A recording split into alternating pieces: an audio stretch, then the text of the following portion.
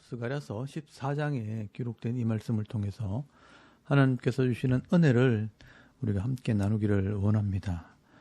여러분이 스가랴서 14장 말씀에는 이 먼 미래에 이루어지게 될 하나님의 마지막 심판과 회복될 하나님의 나라에 대해서 예언을 하고 있습니다.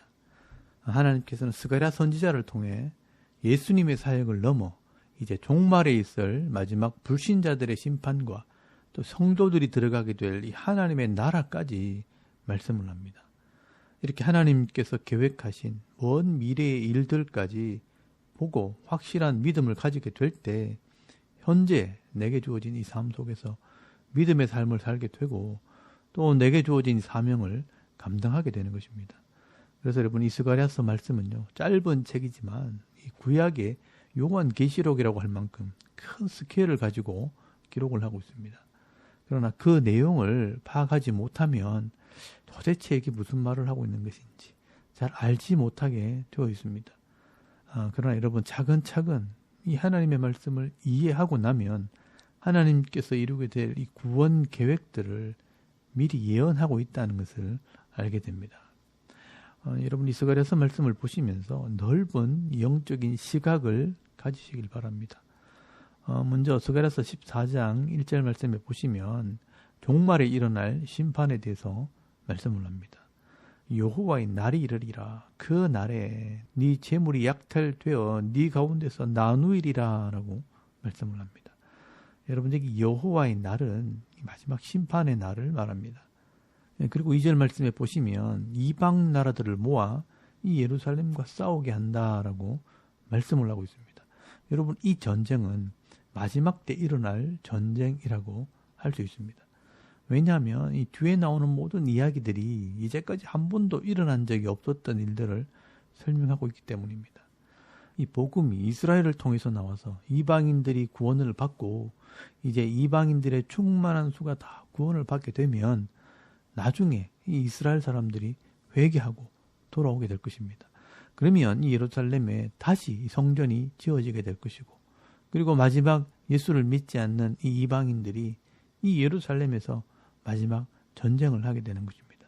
여러분 이 마지막 전쟁은 택한 백성들은 구별하고 이 불신자들을 심판하는 그런 전쟁입니다. 그래서 알곡들은 곳간안에 쭉정이는 불에 던져진다라고 성경은 말씀하는 것입니다. 이렇게 마지막 전쟁이 예루살렘에 일어나게 될 때 하나님께서 이 마지막 심판을 위해서 이 땅에 임하시게 됩니다. 여러분 3절 말씀에 보시면 그때에 여호와께서 나가사 그 이방 나라들을 치시되 이왕의 전쟁 날에 싸운 것과 같이 하시리라.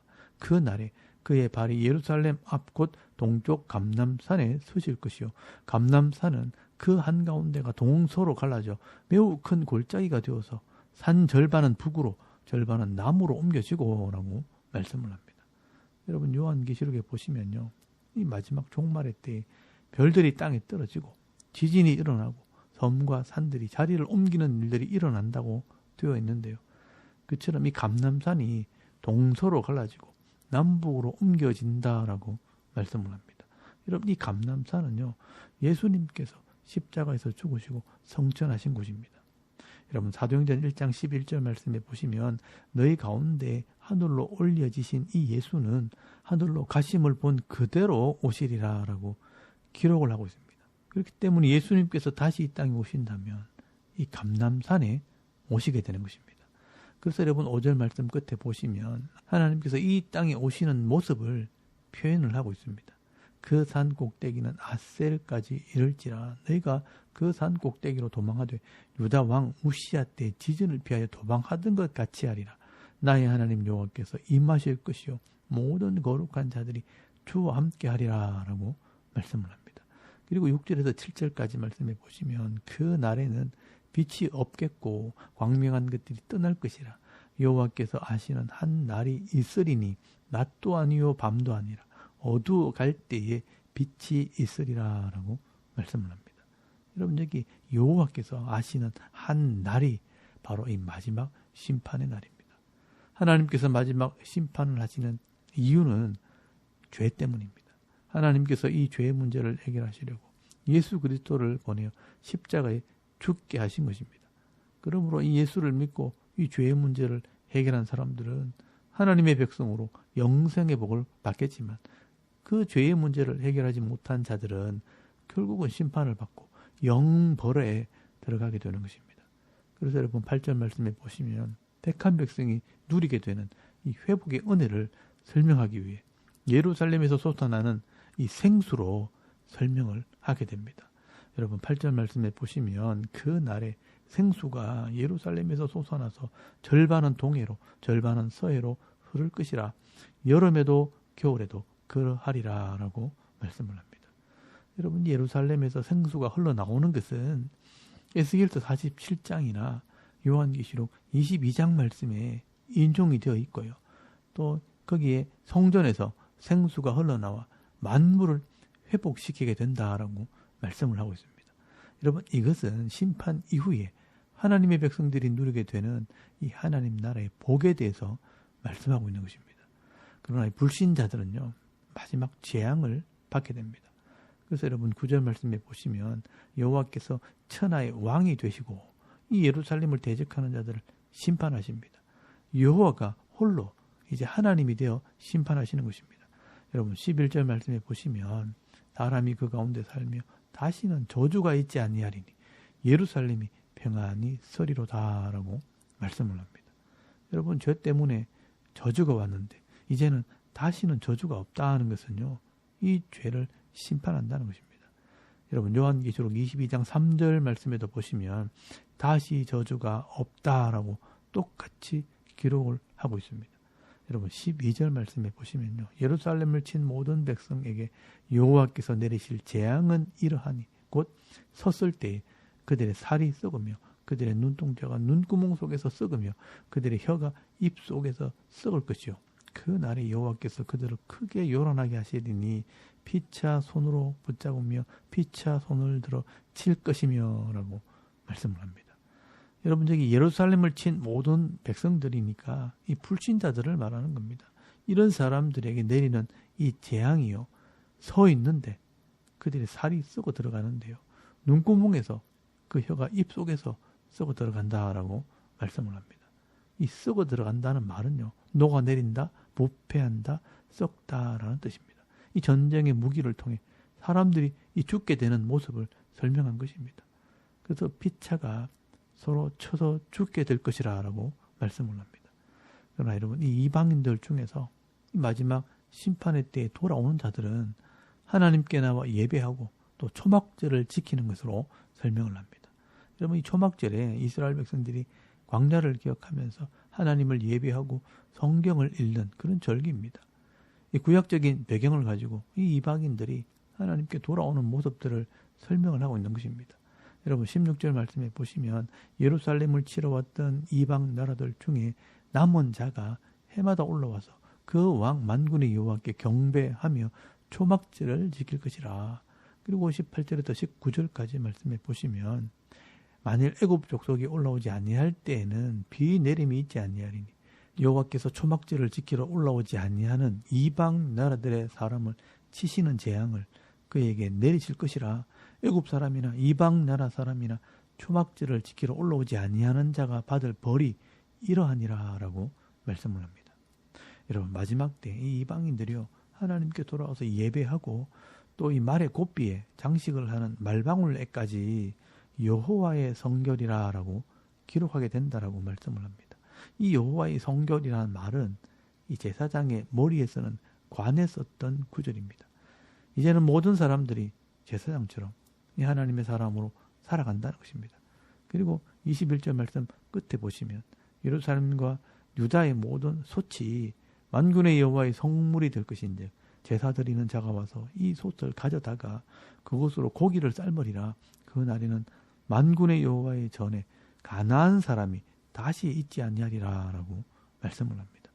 여러분 그 날, 이 마지막 날에는 모든 것이 성물이 되고 또 이 가나안 사람이라는 것은 저주를 받은 이 함의 아들들, 죄를 상징하는 이 족속들이 다시는 있지 않게 될 것이다 라고 말씀을 하는 겁니다. 이 땅에는요 다시는 이 죄의 모습이 사라지게 된다는 것을 말씀하고 있는 것입니다. 여러분 스가랴서 14장 11절 말씀과 또 요한계시록 22장 1절에서 3절까지 말씀에 보시면 똑같은 말씀이 기록이 되어 있습니다. 다시는 저주가 있지 않냐리라.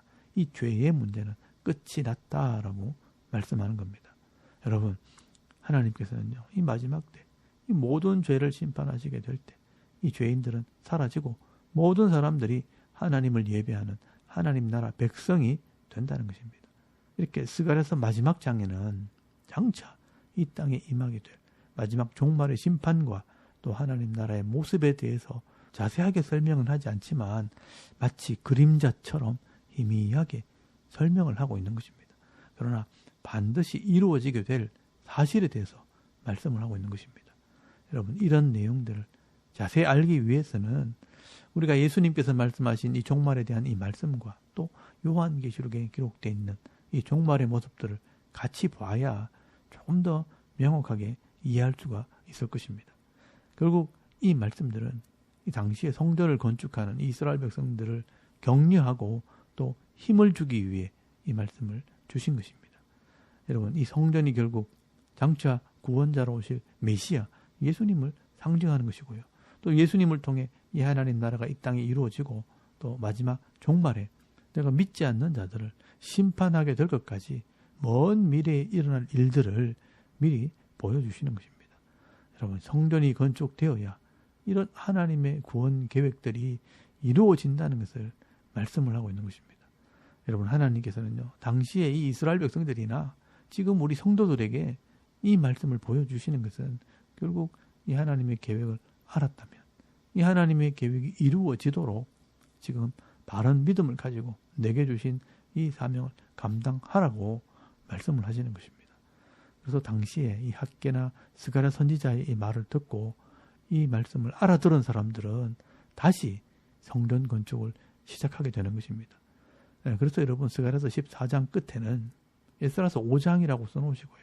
또 에스라서 5장 말씀을 읽어보시면 다시 이 성전 건축을 시작하는 이 이스라엘 백성들의 모습을 기록하고 있는 것을 보게 됩니다. 여러분, 에스라서 5장 1절에서 2절까지 말씀을 한번 찾아보시기 바랍니다. 거기 보시면요, 선지자들 곧 선지자 학개와 이또의 손자 스가랴가 이스라엘의 하나님의 이름으로 유다와 예루살렘에 거주하는 유다 사람들에게 예언하였더니 이 예스알디엘의 아들 스룹바벨과 요사닥의 아들 예수아가 일어나 예루살렘에 있던 하나님의 성전을 다시 건축하기 시작하매 하나님의 선지자들이 함께 있어 그들을 돕더니라고 말씀을 합니다. 여러분, 이 학개 스가랴 선지자를 통해 이 말씀이 전해졌을 때 이 말씀을 알아들은 사람들은요, 이 성전 건축을 다시 시작했다라고 말씀을 하는 겁니다. 여러분, 오늘도 우리가 이 말씀을 통해 깨달을 수 있는 것은 지금 우리는 어떤 삶을 살아야 하는가 하는 것입니다. 지금 우리가 이 하나님의 구원 계획을 알았다면 지금 이 땅에서 우리가 할 일은 무엇인가, 또 하나님의 나라와 이 교회를 세우는 일을 해야 하는 것입니다. 이 마지막 심판 날에 심판받지 않도록 예루살렘과 유다와 사마리아와 땅 끝까지 이 복음을 전하는 이 사명을 감당해야 하는 것입니다. 그러므로 지금 내게 주신 이 직분과 또 가정과 교회와 이 직장에 주신 사명이 무엇인지를 깨닫고 그 사명을 위해 게으르지 말고 열심을 다하고 최선을 다해 섬길 때 그 속에 은혜와 기쁨이 있게 되는 것입니다. 오늘도 하나님의 이 구원 계획과 또 마지막 심판에 대한 이 하나님의 계획들을 우리가 묵상하면서 내게 주신 이 사명이 무엇인지를 깨달아 순종할 때 정말 이 시대 행복한 그리스도인의 삶을 살아갈 수 있는 저와 여러분의 이런 영적인 삶의 모습이 되실 수 있기를 주의 이름으로 축원합니다. 아멘. 우리 잠깐 기도드리겠습니다. 오늘도 이 땅이 이루어질 이 하나님 나라를 바라보며 내 삶의 현장에서 이 하나님 나라가 이루어지도록 여러분 기도하시고요. 또 대한민국이 하나님께서 다스리시는 나라가 되도록 교회와 가정과 자녀들의 믿음을 위해서 오늘도 여전히 기도하시고 개인의 기도 제목을 따라 기도하고 오늘 하루 삶을 또 시작할 수 있길 바랍니다. 다 같이 우리 하나님께 한번 기도드리겠습니다. 살아계신 하나님, 하늘을 참 감사합니다. 오늘 이 아침에 우리 하나님을 예배하게 하시고